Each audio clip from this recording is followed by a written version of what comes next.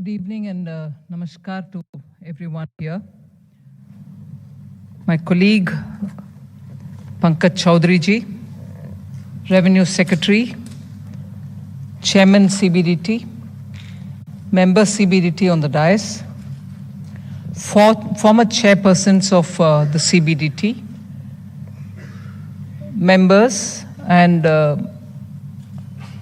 all officers and staff belonging to the Revenue Service.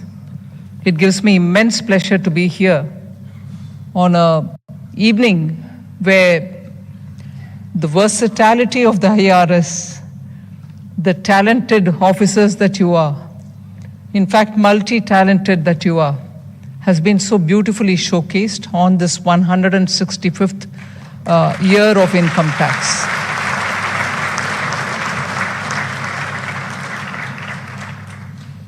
I probably am repeating a line which I've said once before. For those bees which go about collecting the pollen from the flowers so that the honeycomb becomes rich, full of dripping honey, so I would look at every Revenue Service officer who meticulously gathers every due legitimate taxation that we have to collect so that this country becomes endowed to take care of its people, to make sure that India is built in such a way that people of India can feel proud and also happy to live in a country which is well structured for this generation and for the coming generation. So for such a service, which meticulously ensures that the revenue is collected and collected in time, and it is safely given to the hands of the government, I express my deepest appreciation and honorable words which I'd like to share with you today on the occasion of the 165th year of income tax. So very well done, especially the data that the Revenue Secretary, data that the Chairman CBDT presented before you. The last 10 years have been very, very challenging, but yet you have proven with your consistent performance. For that, I appreciate each one of you. These 10 years were not just any ordinary 10 years. They were full of challenges for the country and for each one of you, because you had to function against very severe odds. But of course, you have crossed all these difficult phases, and today we are at a stage where we are able to quote the numbers that we want to quote, saying highest ever collection.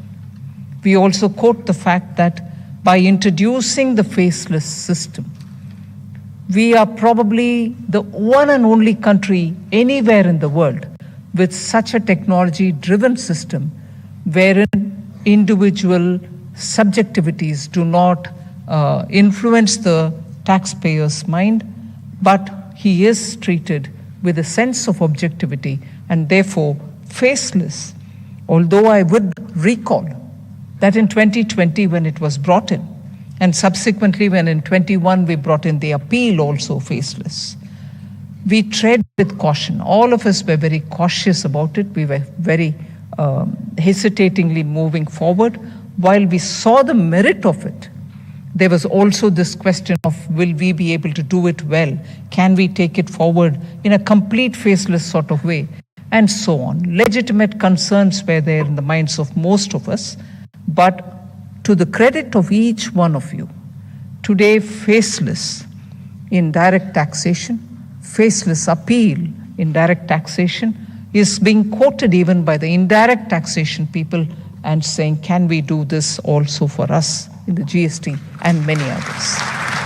So you've not only removed the initial apprehensions which were in the minds of people, today it stands out to clearly showcase how, because of the faceless, we've earned the confidence of our taxpayers. You're able to showcase that much of efficiency even in a faceless system.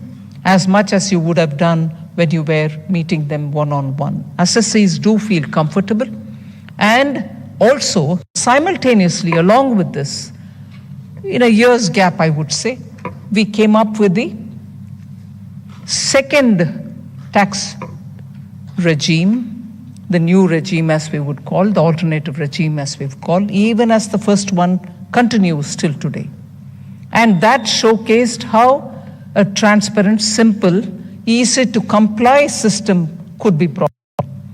Otherwise, today, within 2 years of bringing it in, we wouldn't have had 72% of all the taxpayers moving to the new system. So last year, there was a lot of hesitation, and people wondered, is it attractive enough? Is it good enough? Is it simple enough? Are people actually moving? Today, I'm speaking in front of the media as much as I'm speaking in front of you. Media constantly kept asking us, do you think the second system is being welcomed? Are people willing to move to it? Is it simple enough? Today, the numbers speak for themselves. 72% moving from the old system to this very clearly shows that this has been now accepted as a very well thought through system, wherein the rates are simple, there are no exemptions, no compliance headaches, and therefore has become very attractive. For those who look at income tax from outside, who think, why can't the old system also, old regime also, get the same benefits as the new one? I would like to upfront say that in the process of moving towards a simpler and a easy to comply system, which will be bereft of all the complications of exemptions and so on, we came with this alternative system and underlined the fact that it shall only be an option, it's a choice. We are not compelling people to move from the old to the new. When they think it is going to benefit them to move, they would automatically do. So we gave them the option to move, and if they did find it not so convenient, they would even have the option to go back. With all these kind of flexibilities, India's direct taxation is very clearly understanding the requirement of the people and giving them a flexible way of transitioning towards a simpler, easier, and easy to comply system. So the transition is more on the principle of nudge rather than this is it, you take it, or else I'm sorry, you have to comply and there's no alternative. That's not the approach our government has taken. Prime Minister Modi has been very clear from the beginning that we need to provide simpler system. We need to make it easy to comply. We also have to continuously show reduction in the rate, so that once that kind of a reduction in the rate and simpler system comes in place, the tax net would widen because people will understand that it is easier to comply, beneficial to comply, and simpler to comply, and therefore they would move. That theory is now proving to become correct because you see the way people are moving out of the old regime to the new. So, having said all this, before I get into the details which are between you and us, it is more to start with. On the 155th year of income tax, I'd like to thank India's honest taxpayers. The taxpayers are the ones who are making this country stand up and say it can face newer challenges, it can meet the aspirations of the people, and also deliver for those citizens who are unfortunate, who probably do not have basic necessities in life. So the welfare aspect of it, the development aspect of it, the aspirational aspect of it are all being met purely because India's honest taxpayers are the ones who are keeping this machine moving. And therefore, once again, at the cost of repetition, but with heartfelt thanks, I would appreciate and absolutely express my gratitude to every one of our taxpayers on this 165th anniversary of income tax. So I also equally appreciate the fact, because of the way in which we have come up with this second new scheme, and also in the way in which, because of faceless, you earn the trust of the taxpayer. The number of new net addition this year of taxpayers has gone up. That number also was mentioned earlier. And I'm indeed very grateful that 58.57 lakh ITRs were received from first-time tax filers, which actually is a great point. And I can see the tax net widening, and to these new first-time tax filers, I give a great word of appreciation, because we need such examples which will showcase to the world that India is a country which is getting more and more formalized. People are coming on board and paying up the taxes. This budget 24-25, I made very clear statements that there shall be 4 major objectives that we like to reach: simplify taxes, improve taxpayer services, provide tax certainty, and reduce litigation. On all these 4 grounds, I can see a lot of work happening. I appreciate the board for being open-minded about how these steps can be taken forward. And with this announcement that which we've come up with, that within 6 months, we will have the tax code or the Income Tax Act, at least some parts of it very clearly, written in simple, easy to understand language. There is a committee within the CBDT which is working on it. And I'm happy to say the lines and the 3 goals which the Honorable Prime Minister had mentioned: seamless, painless, and faceless, will be kept in mind even as we are working on it.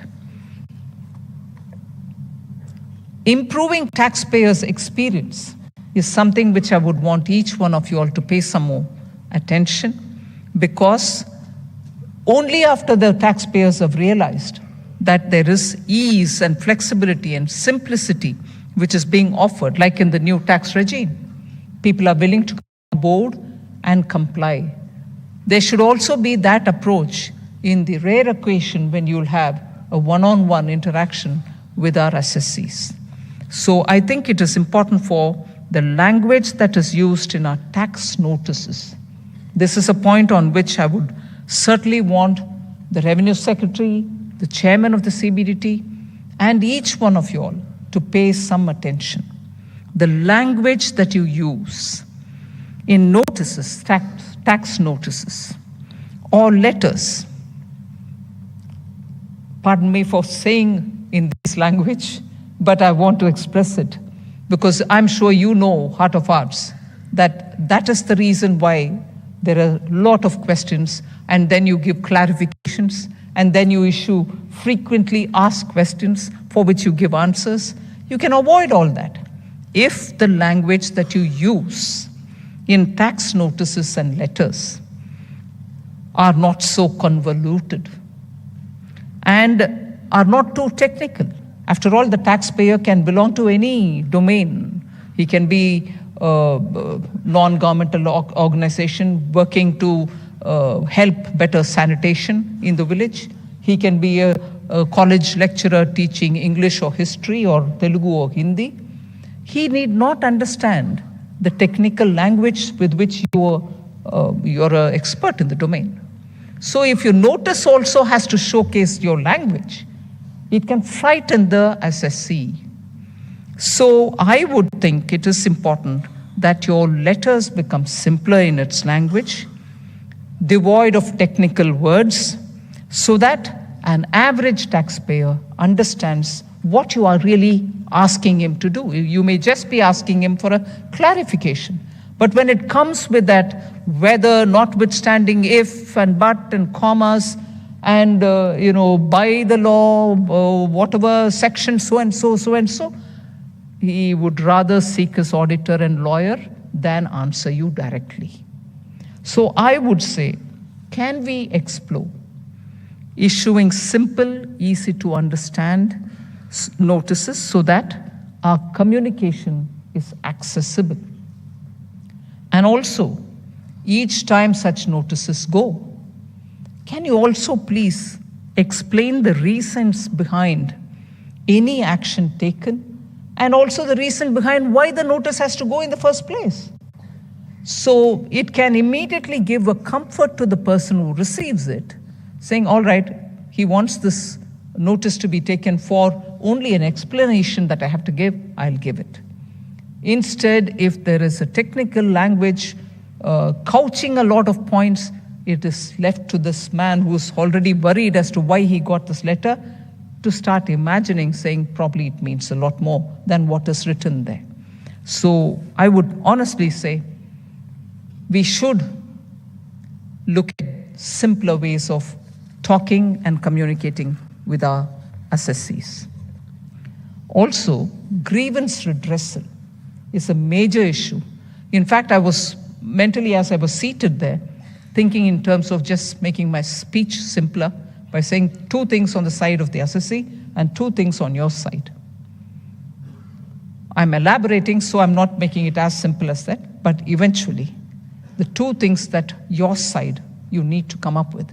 If you've had a universal recognition for having brought in the faceless, the only country to have brought in a faceless, can we on this 165th day commit ourselves to say faceless, fair, and friendly?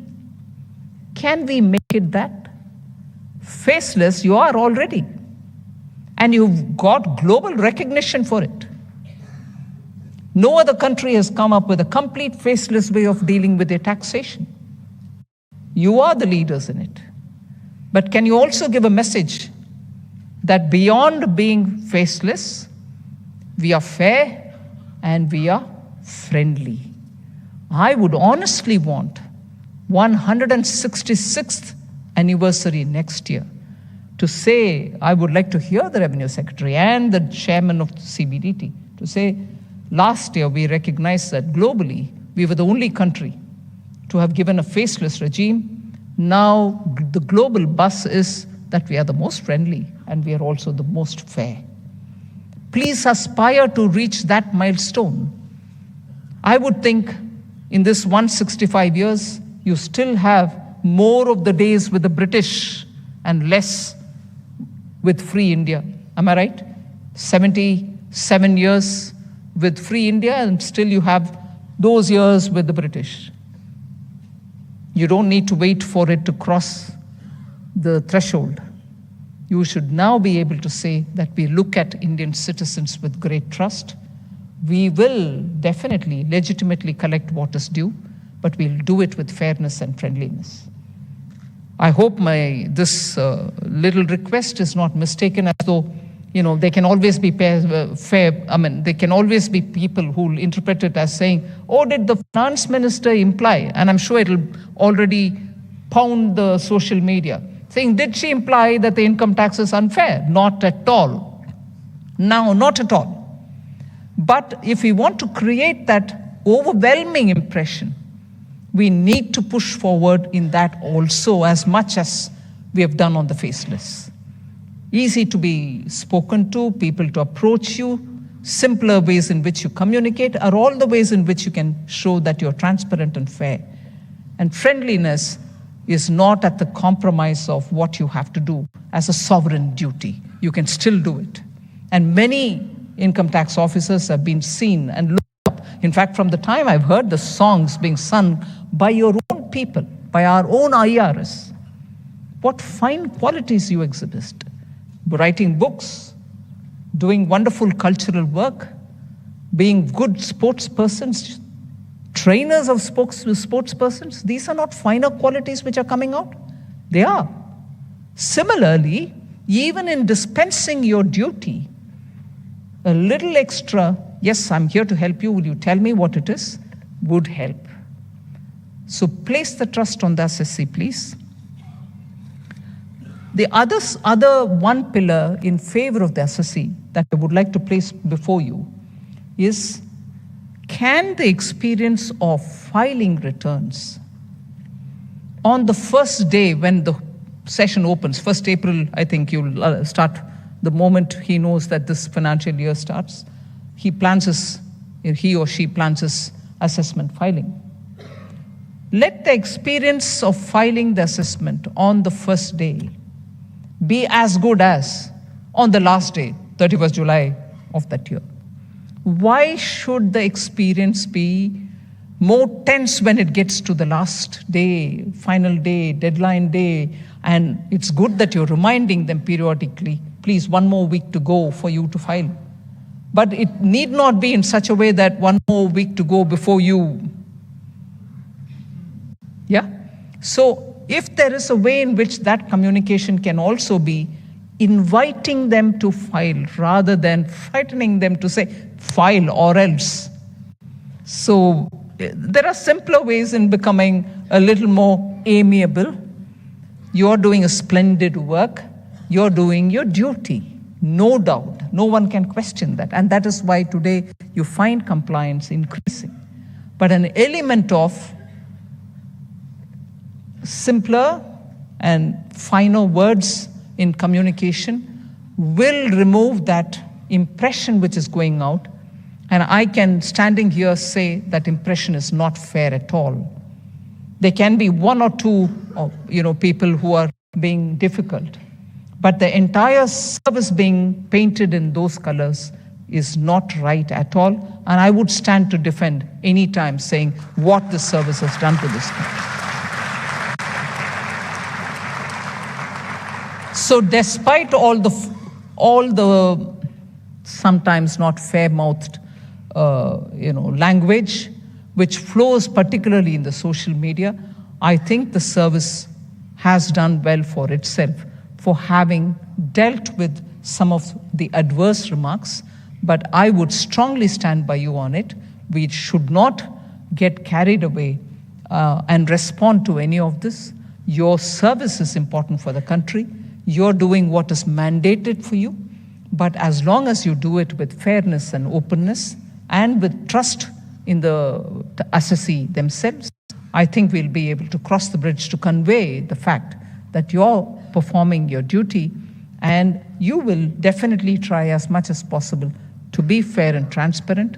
But that is why the communication that you use will have to showcase that you are, for a particular reason, approaching a particular assessee with the reason stated.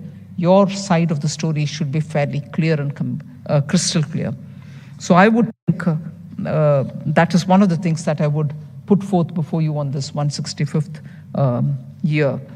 Litigation management is something about which we've said that even in the budget that we've come up with, monetary thresholds for departmental appeal has been increased so that your time doesn't go in pursuing smaller cases, but we'll be able to take the bigger ones and focus on getting success in them. We've also come up with a Vivad Se Vishwas this time too, and I think that will also give some relief to the assessees. And one thing which was much discussed with the board, I'd like to repeat it here, deploying more officers to dispose the backlog of first appeal is something which we have mentioned in the budget.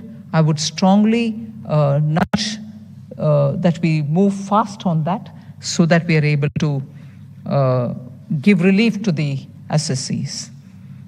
I've also mentioned about earlier, but I will again drive the point home, judicious use of power.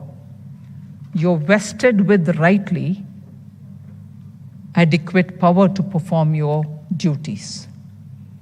Rightly, you're vested with that kind of a power. But I want you to be conscious that you use it judiciously. And on that, it must not come at the cost of fairness and integrity. Please kindly listen to the few words that I say in this context. It is for us. There is no difference between a minister and the chairman of the board, or the revenue secretary, or an officer, or a principal commissioner, or an additional commissioner. All of us face the flag if we are not transparent in the ways in which we deal with our assessees. So it must not come, your use of power must not come at the cost of fairness and integrity. The department must exercise its powers judiciously, ensuring that taxpayers and businesses are not subjected to unnecessary harassment. Tax authority, the authority that is vested in our tax officers, is meant to ensure compliance and not to create fear. I am sure there are members in your own households, if they received a notice, and if the notice was simple and straightforward, they wouldn't even call you on the phone to say, I received one. But I know of some people who immediately call up their friends who are in the service to say, hey, I've got this notice, what is this supposed to mean? Immediately, the sense of fear that comes into people should no longer be there, because you are now conscious that you're doing a job, particularly through the faceless, which is full of trust on the assessee. So kindly ensure that the notices or letters or the inquiries that you send through email are so worded that they are simple and straightforward. Use enforcement measures as a last resort. It's a very important line. Kindly keep that in mind. Only as a last resort. Enforcement measures. Action taken is proportionate to the issue at hand. That's a guiding principle I would want you to keep in mind. That you don't take action which is disproportionate. And only then fears compounds. People would think, I've only done this one little mistake which I'm willing to correct, but look at the ham-handed way in which I've been dealt with. Avoid that. Also, always follow due process. Even if you're trying to help the situation, don't violate process. And then the goal is to encourage voluntary compliance.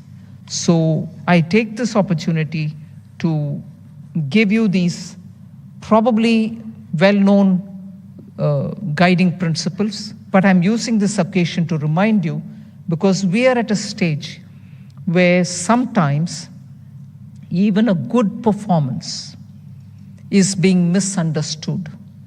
There are times when people have accused us, saying, you're generating so much resources, but you're not being fair to us.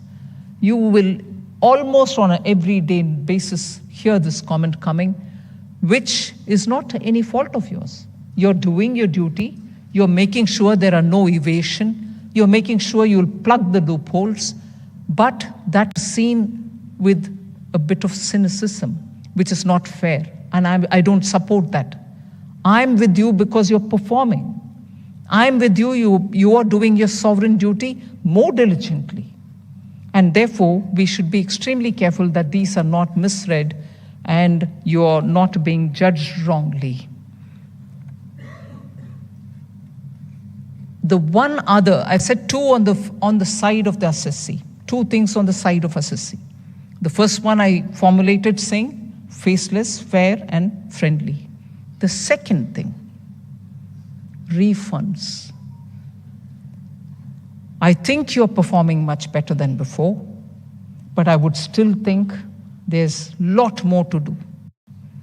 Can refunds go sooner rather than later? Can refunds be, because I can see that this time, in the current assessment year, 1.21 crore returns have already been processed within 24 hours. Am I right? Within 24 hours, 1.21 crore assessments, returns have been assessed already. So if I go by that measure, and if you're able to do it within 24 hours, can then the refunds happen faster? Because this year, you have performed much better than every other year, but I can also see there is room for improvement. We are also clearing up a lot of assessment from 21, some from 22, but can it be speedier than what it is now? So I won't take more of your time. It's been a very satisfying and immensely pleasurable evening. The multi-talented people have come out showcasing what they can do. Capacity building is one point which I would like to underline as my parting remark. We need to build capacity in our officers to be more efficient in the way in which they use the technology, also to understand the global negotiations on various points. Particularly on the two-pillar solution, I think we'll have a lot to contribute to in the negotiation, as much as be ready for when the two-pillar solutions are concluded for us to be carefully executing it in India. So I strongly encourage the CBDT to see the best practices which happen globally, the emerging areas in which we need to learn a lot more, and on international taxation assessment, we need to also get a grip of how things are moving all over the world. So I think these next 5 years are going to be very critical in the growth of India. The aspiration is by 2047 we become a very developed country, for which our Indian citizens, our people, will have to be a lot more empowered. They should have a lot more opportunities for creating better economic environment for themselves and for their families. In that, the contribution of the Indian Revenue Service is going to be immense, and the income tax officials, therefore, will have to be a lot more energetic, future-looking, and be a lot more using technology. So with these words, I thank you and wish you for the immense contribution that you've made in the 165 years of your service to this nation. Thank you very much. Jai Hind.